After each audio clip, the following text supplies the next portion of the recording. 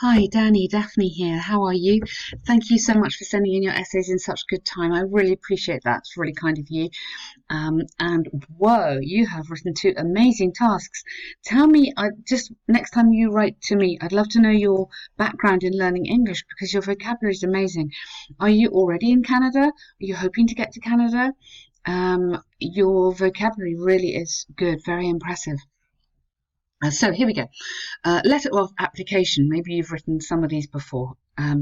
So I'm writing in response to the advert. This is perfect for a senior accountant posted on Indeed. Yeah, that's lovely. My education consists of an advanced diploma with honours in business administration and business administration and accounting. Okay, we probably might say and accounting from the University of Toronto, where I was a top student and was even now referenced for maybe okay. To be honest, I'm not familiar with that. So I might say recommended for or put forward to. So recommended for would be the right preposition. Or put forward to take on an accounting tutor position at the university, capital U, Learning Capital Centre, capital. Well, wow. Further to this, for the last few, now, I think that should continue in that paragraph because that is all about your past, and then this bit here can come down. This is all more about your character, okay? So this is more your why you're amazing for the job. For the last 2 years, I have worked good for CI Financial as an accounting assistant. There, comma, my main duty centered around blah blah. Don't know what that is. And payroll assistance. Okay, perfect. That's lovely. Now here you're talking about your character. I consider myself to be a reliable, hardworking, enthusiastic person who can handle a fast-paced environment to meet deadlines. Good. Maybe you could fast-pace and pressurize, just to kind of give even more vocab. I believe my attention to detail makes me the perfect candidate. Now, I would say the, not a, because the is specifically talking about the person who's going to get the job, not any candidate for any job. Do you see there's a kind of subtle difference there? So I'd go the perfect candidate for such a responsible and detail-oriented position at your highly respected company. Good. Ultimately, my passion and enthusiasm for the financial sector is the driving force that motivated me to study accounting. Therefore, sorry, that shouldn't be there. Therefore, I believe the position you offer will give me the opportunity to apply my skills and knowledge to your. I think how you've put highly respected. I think you need another word here. To your forward thinking or internationally focused company. Some kind of another flattering, like really kind of you're lovely sort of adjective should go in there and help it thrive. Okay, good. Please see my CV. I would prefer you to say I am enclosing my CV for your attention. That would be the more correct phrase to use there. And I look forward to meeting you in an interview. Hey, punchy. Yay. Great. Good luck. Yours faithfully, Dany. Okay, that's lovely. Really nice. Good letter. Very nice. So this is good, and your vocabulary through here is fabulous. So a lot of online translation apps do the benefits outweigh the advantages. So the world is now considered as a global village where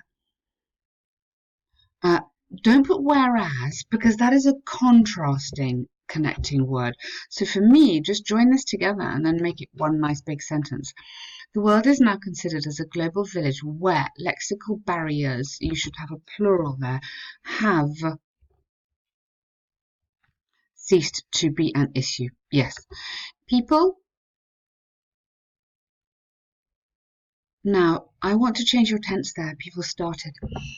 People have become, or many people, or the majority of people, just people in there seems a bit kind of hard, kind of just soften it a bit. Many people have become, so you want present perfect because it started in the past, but it's still happening now. It's not finished.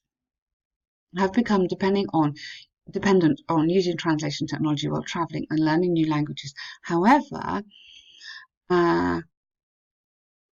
minor drawbacks like internet connectivity and word inaccuracy still have to be considered. Good. This essay will discuss both sides using examples from Google.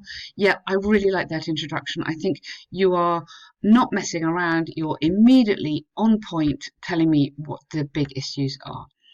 There's ample evidence that supports the idea of the internet drastically influencing.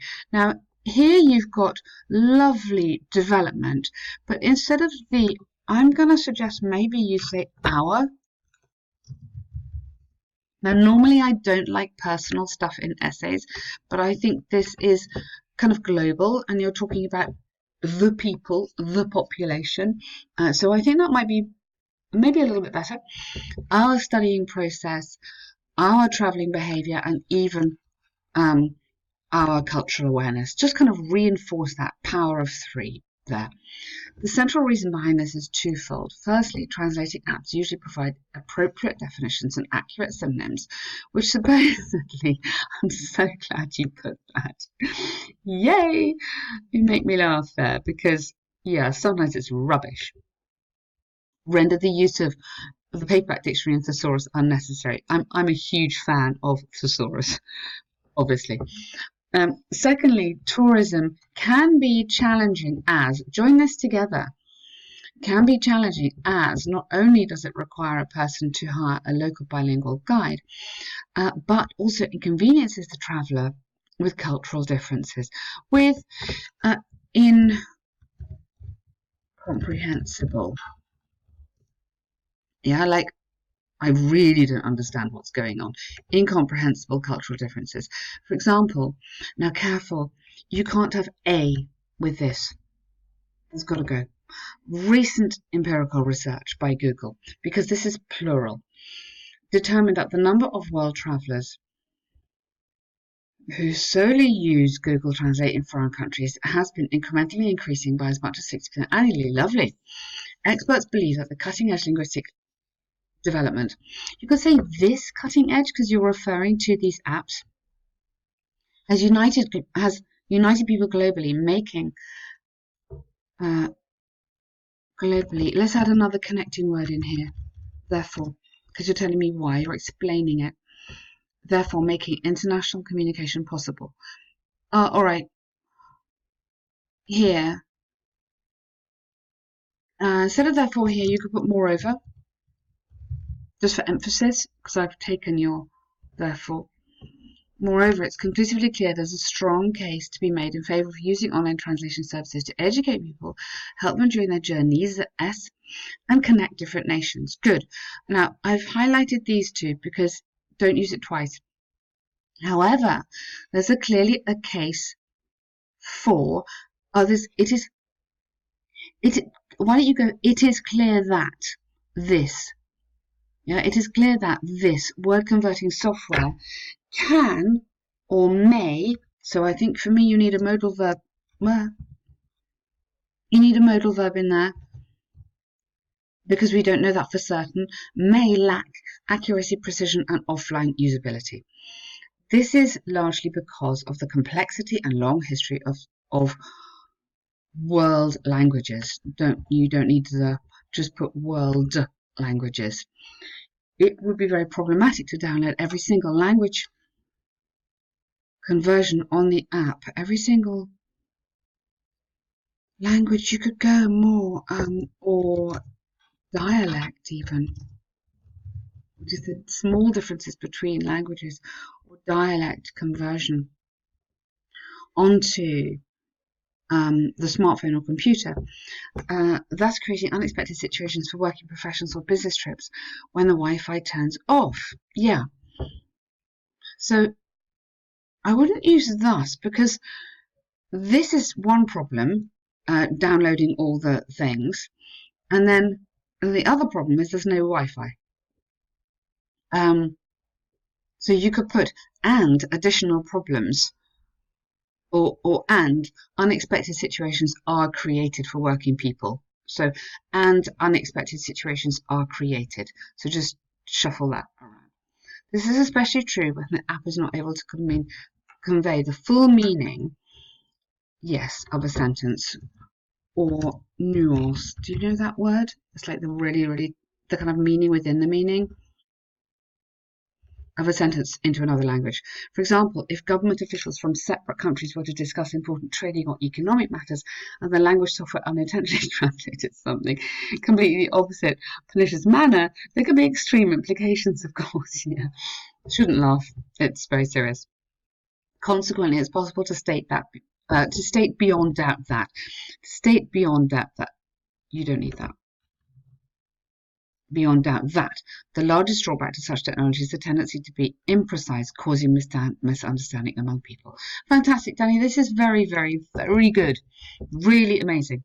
From the arguments examples given, I firmly believe that, this is me. I really don't like pros and cons. It is too informal for this kind of essay. I firmly believe the numerous advantages of language translation applications are greater than the minor drawbacks due to their convenience and effectiveness for both students and tourists. Okay, just put drawbacks, don't use minor then, while having minor issues with despite, maybe instead of while having. I put here despite. Oh, sorry, it was meant to be yellow. Despite minor drawbacks with connectivity and inconsistency. Really nice. What a good essay. And that is fantastic. Very, very, very good. Lovely arguments. So your task achievement's excellent. Coherence and cohesion is easy for me to follow. You're developing your arguments very nicely now. Excellent examples, and you're really, the kind of format works very well. The organisation's good. The grammar's fabulous, and I'm particularly impressed here with your vocabulary. Wide range of very relevant vocabulary, which is excellent. I'm sure you didn't use a translation app. Well done, Dany. Thank you.